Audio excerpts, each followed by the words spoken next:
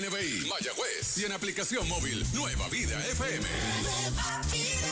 Para evangélicos, católicos y gente que no asiste a ninguna iglesia. Cada día lo comienzo aquí. En Ruta. En Ruta. En Ruta. En Ruta. Siempre cada día lo comienzo aquí. En Ruta. Son las 7:13 en esta mañana, miércoles, mitad de semana. El pastor Nando Steidel en el segmento Consejería Pastoral. Un temazo esta mañana, segundas y terceras nupcias. Para algunos, ¿verdad? En una sociedad con un nivel tan alto de divorcio y donde esos divorcios en muchas instancias ocurren en etapas jóvenes de la vida, una segunda nupcia, una tercera nupcia es algo pues inevitable. Los seres humanos, ¿verdad? Están inclinados al afecto, están inclinados al amor, están inclinados a formar familia, así que esa tercera o segunda nupcia es inevitable. ¿Cuáles son las reglas o qué consejo pastoral podemos recibir en una sociedad donde el divorcio es algo, ¿verdad?, tan común, para que esa segunda nupcia sea segunda y nunca llegue una tercera, o si ya es una tercera, que nunca llegue una cuarta, sino que ese compromiso y ese pacto que se hizo, pues tenga buenos términos hasta que la muerte lo separe?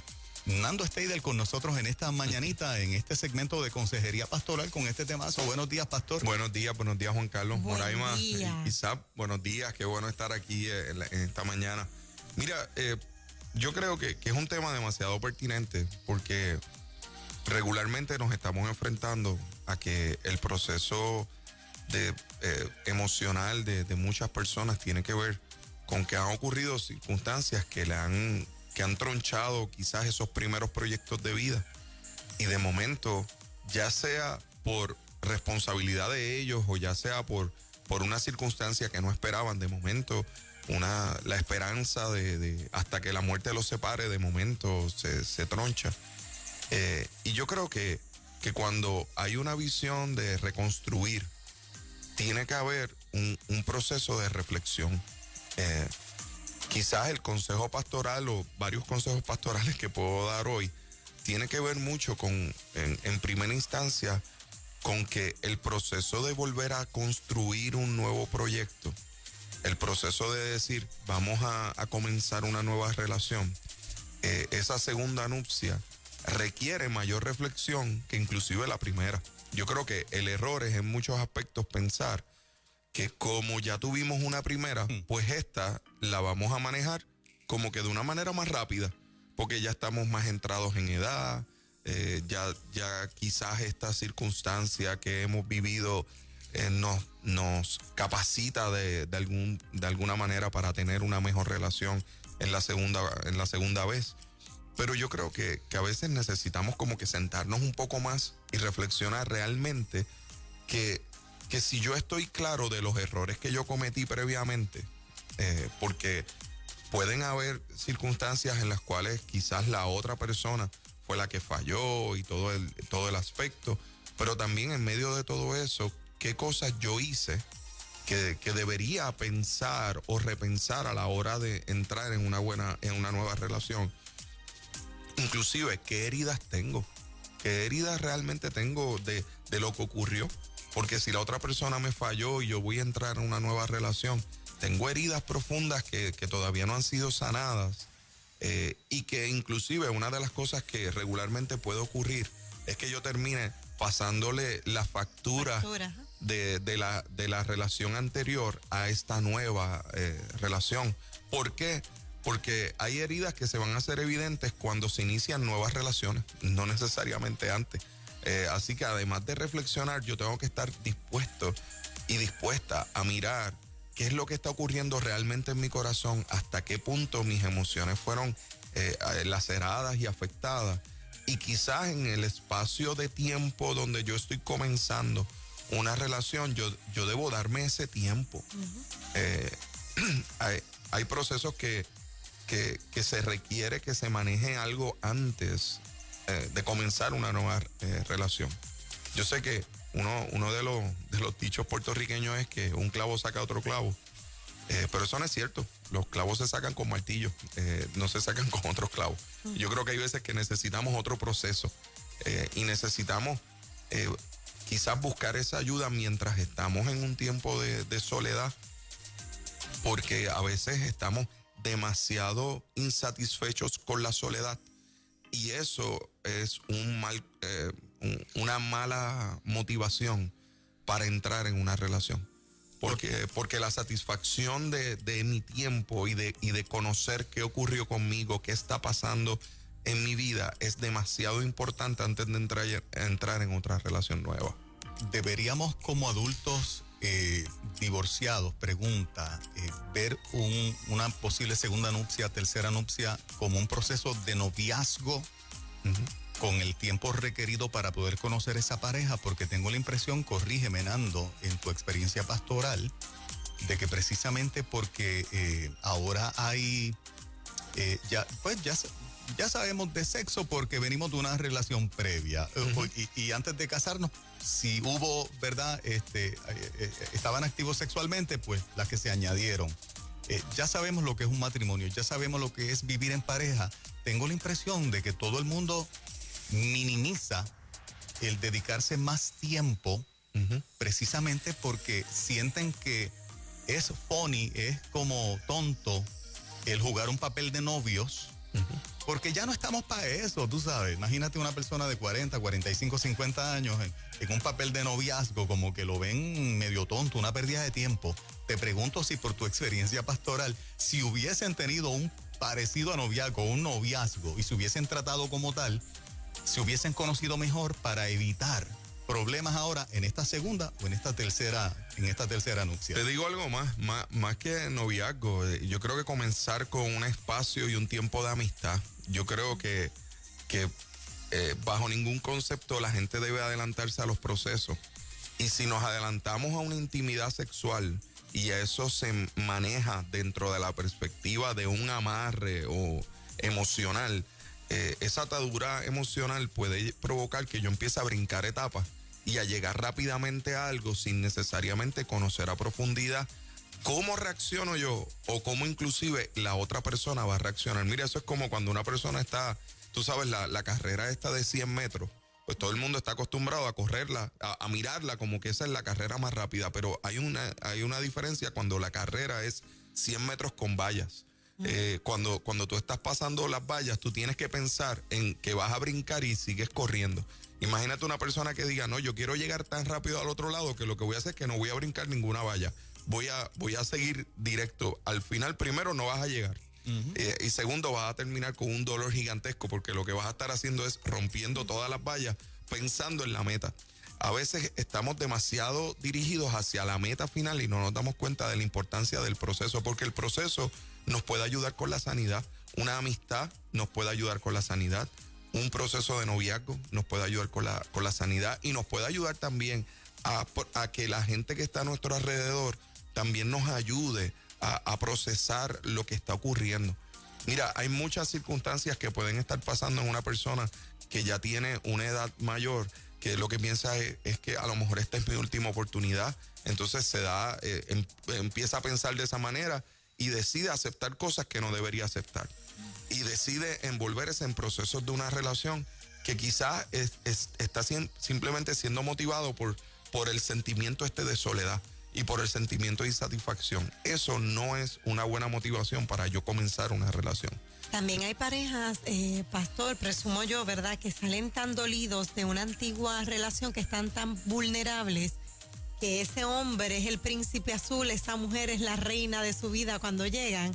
Entonces pasan por alto todas aquellas cosas que no deben pasar por alto.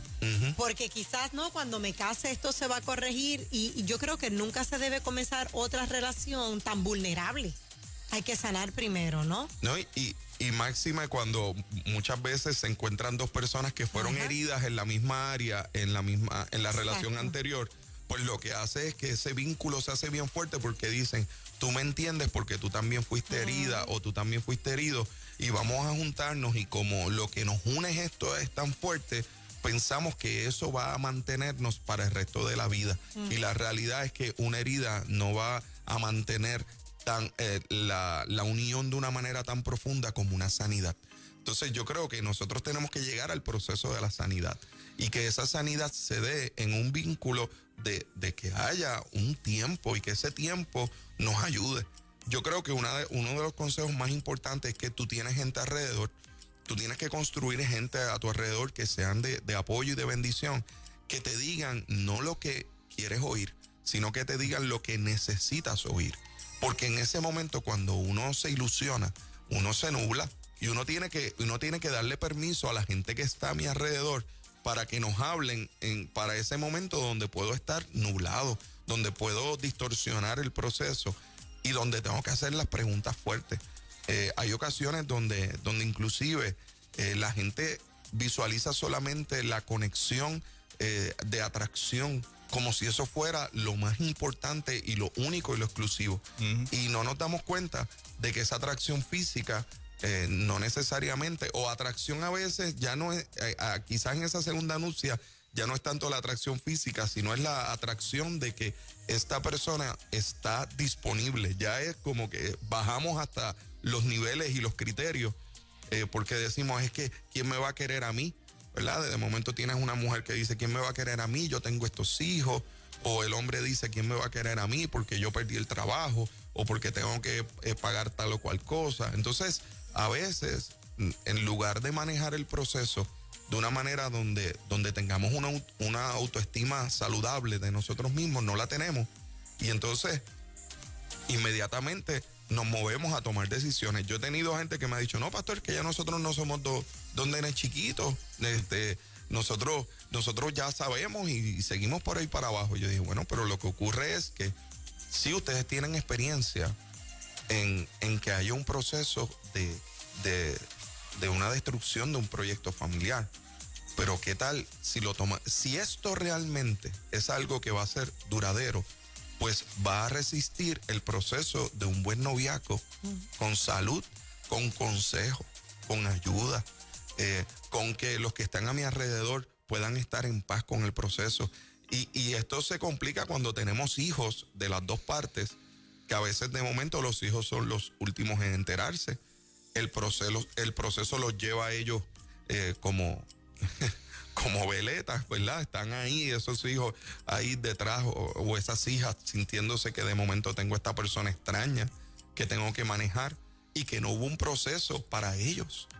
Entonces, es como que pues si ya nosotros nos enamoramos, ustedes tienen que montarse en este barco porque yo estoy enamorado o yo estoy enamorada. Cuidado, porque eso genera unas rebeldías profundas dependiendo las etapas donde están. Esos hijos seguirán teniendo su propia mamá o su propio papá. Entonces hay que manejar eso también. Entonces yo creo que hay veces que no nos damos cuenta de que el tiempo realmente es requerido. No es que es recomendable, es que es requerido y que necesitamos atravesar una etapa primero de conocernos realmente, porque también... Ese es el error más común, pastor. Sí, es que se juntan sin conocerse realmente. Sin conocerse, se juntan porque... mira, lo más famoso que ahora mismo hay es las redes sociales, que nos encontramos con el high school sweetheart, tú sabes, con el ¿verdad? Que fuimos novios allá y entonces pues ahora nos encontramos. Cuidado, porque de allá a acá hemos cambiado mucho y entonces pues quizás nos enamoramos de una ilusión. Inclusive comenzamos en un proceso de relación y parecería que todo va bien, pero una vez entramos a la realidad del proceso matrimonial, que implica un proceso de transformación, de crecimiento, de sacrificio, las circunstancias pueden cambiar abruptamente. Y tenemos que darnos cuenta de algo. Estamos entrando en una relación y hay veces que también hay gente que entra a una segunda nupcia con lo que yo le digo, con los dedos cruzados. O sea, cuando tú cruzas los dedos como que, ay, vamos a ver si esto me sale. Entonces se están dando cuenta de que se están tirando al vacío y que saben que no tienen paracaídas, pero se están tirando. Y eso uno no lo debe hacer, porque eso emocionalmente va a cobrar más adelante un proceso de gasto emocional. Y ese gasto emocional puede drenar el corazón y puede provocar que en las primeras luchas que se tengan en el matrimonio, que en el matrimonio se van a tener luchas, pues lo primero que yo piense es, no, yo cometí un error, así que yo me divorcio. Y como ya tengo la experiencia de saber lo que es divorciarse, de alguna manera se hace más fácil ese segundo divorcio. Hay gente que piensa que no, pero ese segundo divorcio es más fácil que el primero. Sabes, exactamente. Debería existir terapias para noviazgos en las segundas nupcias. No para casarse, sino para que en el proceso definir si están sanos, si están preparados para una nueva relación. Definitivamente. Mira, yo puedo decirte que yo doy gracias al Señor que Dios nos ha permitido en todos estos años como pastores el poder ayudar a personas en esos segundos proyectos de vida. Y he visto la bendición de que se busque ayuda, que se busque ayuda a tiempo, que se maneje un proceso de consejería prematrimonial. Y voy a decir algo más fuerte, aún más intensa, que la consejería para aquellos que van por primera vez al matrimonio. Exacto. ¿Por qué? Porque hay unos temas adicionales que hay que trabajar, que quizás con ese matrimonio de estos jóvenes que se conocieron en la universidad y de momento van a casarse, hay unos temas que tú vas a manejar con ellos. Pero hay unos temas que son diferentes para aquellos, como decía Juan Carlos, en los 45, los 50 años, que de momento vienen de una relación, vienen de una circunstancia, vienen de haber sido heridos o de haber ellos herido. Entonces, ¿cómo tú manejas el proceso de que realmente haya una sanidad, de que realmente haya un entendimiento, de que la otra persona conozca? Mira, en ese proceso de consejo pastoral y de terapias puede salir a la luz inclusive hasta las verdaderas razones por las cuales la persona se divorció, porque a veces lo primero que se oculta es eso, ¿verdad? ¿Qué realmente pasó? ¿Qué realmente tú hiciste? Entonces, cuando yo oigo que una persona, y esto es verdad, cuando yo oigo que una persona me dice que la razón de su divorcio, en todo el sentido, el 100%, tuvo que ver con la otra persona, hay que analizarlo profundamente, porque a la hora de la verdad, siempre cuando usted cuenta lo que ocurre, a veces lo contamos únicamente desde el punto de vista de como víctima, y cuando se juntan dos personas que piensan que son víctimas únicamente, el proceso puede ser complicado si no se maneja adecuadamente. No estoy diciendo que no hayan casos que sea así, ¿verdad? Pueden haber casos donde literalmente el 100% de la responsabilidad fue de la otra persona, en términos de, ¿verdad? De un proceso de maltrato, de infidelidad, lo que haya sido. Pero entonces, aún más, si esa persona fue herida de esa forma, requiere un proceso de ayuda de otra forma, de una manera más intensa. ¿Qué pasa cuando la persona, en este caso él o ella, dicen, es que yo no tengo que ir a preguntarle a ningún pastor nada, o sea, es que yo no tengo que ir donde ningún psicólogo a consultarle si me caso o no contigo, si tengo una relación contigo? ¿Qué hay ahí? Ahí hay orgullo, ahí hay un poco de necedad. ¿Qué hay ahí cuando él o ella? Porque lo más probable hoy ocurra muchas veces que gente que nos está escuchando, que está en una posible segunda nupcia o hacia una tercera, le diga a su pareja, ¿por qué no buscamos ayuda? ¿Por qué no nos asesoramos? ¿Por qué no buscamos consejería? Y el otro le diga, o la otra le diga, pero es que yo no tengo que ir a hablar con nadie, a buscar el consejo de nadie, tú y yo somos suficientes. ¿Qué hay ahí, pastor? Mira, cuando esa es la premisa. Primero, eso es lo más común que lamentablemente se ve. Yo creo que sí, hay un orgullo ahí escondido detrás de quizás una visión, a veces hasta de vergüenza, porque a veces lo que se siente más que orgullo es como esa vergüenza de que yo no necesito ir a contarle esto porque es que me avergüenza. Claro. Yo creo que sí, uno tiene que exponerse a buscar un proceso de ayuda donde uno se sienta cómodo. Yo creo que eso sí es medular. Ahora, consejo para aquellos que están en un proceso de conocer a una persona, de establecer un noviazgo.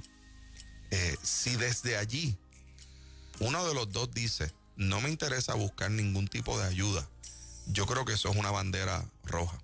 Porque yo creo que eso es algo que no debemos permitir, porque es lo mismo que si una persona requiere algún tipo de atención médica, por decirlo, Exacto. ¿verdad?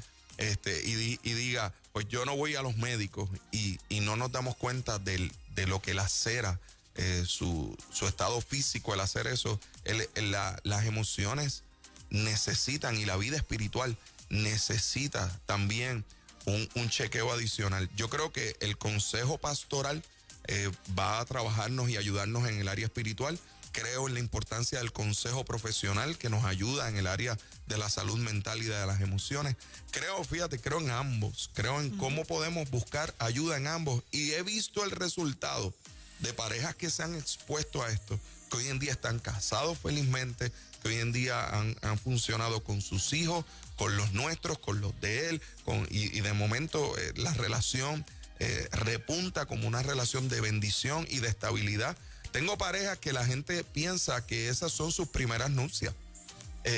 Y la realidad es que lo que el Señor hizo fue una restauración poderosa, porque creo en esa restauración que Dios puede hacer. Pastor dijo algo ahorita bien importante, y es las personas que te rodean. Escucha a las personas que te rodean, porque a veces estamos tan enfrascados en este amor y demás. Conozco a una señora que su hijo se enamoró por segunda vez con esta chica, se van a casar. Y la mamá de él llamó a la chica y le dijo, yo no te recomiendo a mi hijo. No te conviene casarte con mi hijo por esto. O sea, yo aplaudo a esa señora. Y le libró a la nuera, sí, un dolor de cabeza. La boda no se dio, y era que el hijo estaba ocultando unos problemas que traía de adicción. Así que esa parte es tan importante. Escucha a las personas que están viendo lo que tú no ves. Y usualmente cuando una persona está enamorada, lo menos que hace es ser muy racional en todas las áreas. Y entonces pues uno necesita que alguien te hable y te comparta, y que busques inclusive a ese que tú o a esa que tú dices, me va a decir la verdad, me va a decir lo que necesito escuchar. Y yo creo que eso es bendición. Y que busques consejo, tanto consejo en tus líderes, pastores, consejo profesional. Yo creo que una persona cuando pasa, y no quiero que acabe este segmento sin decir esto, cuando una persona pasa por un proceso de divorcio, se asemeja a pasar un luto. Eso es pasar un luto, es una muerte. Es algo bien desgarrador en el corazón. Es un proyecto que tú comenzaste y que ibas con una fuerza y que tenías toda la esperanza en él y se tronchó.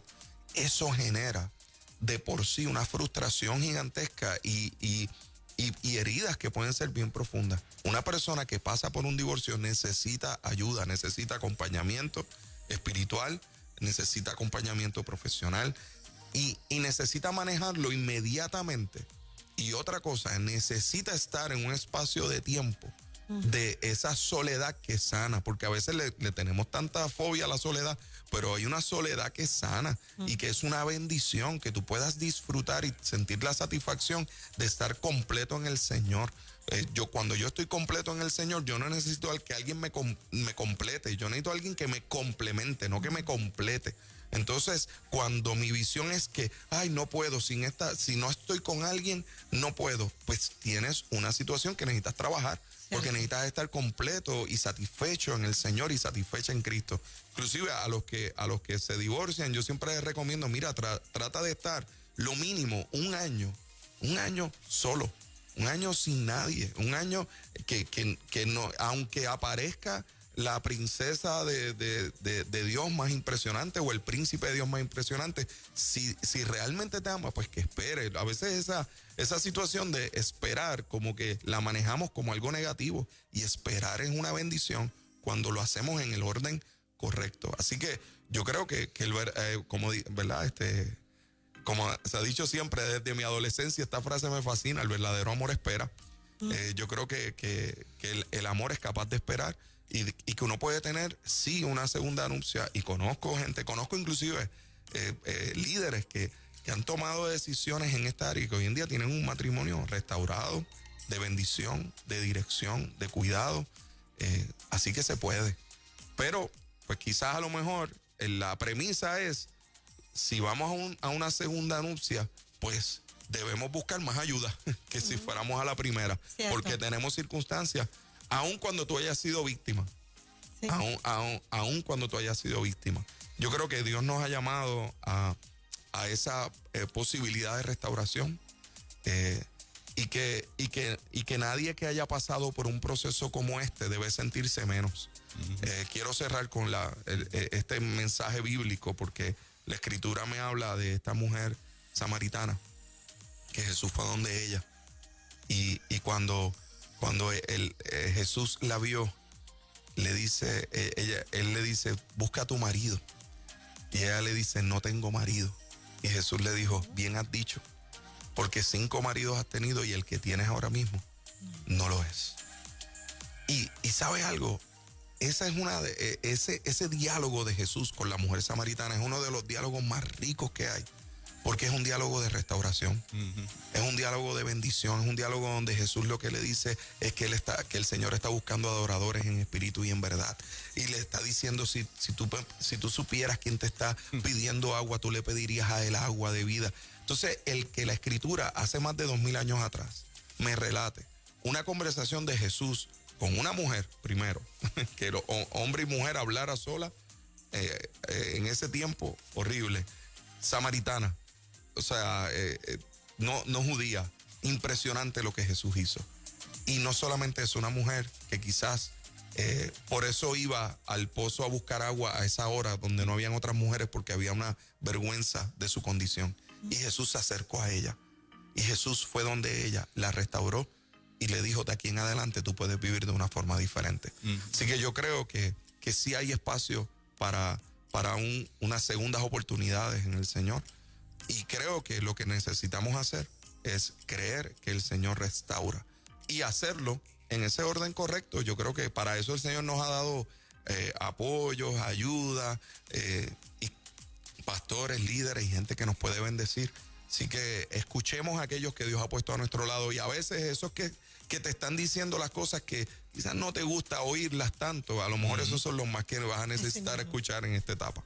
Señor. Consejo pastoral sabio, correcto y preciso. Gracias, Nando. ¿Cómo la gente puede seguir en contacto con el ministerio que Dios ha puesto en tus manos? Mira, estamos en la iglesia Catacumba número 9 de Calle, allí en la salida de Guabate.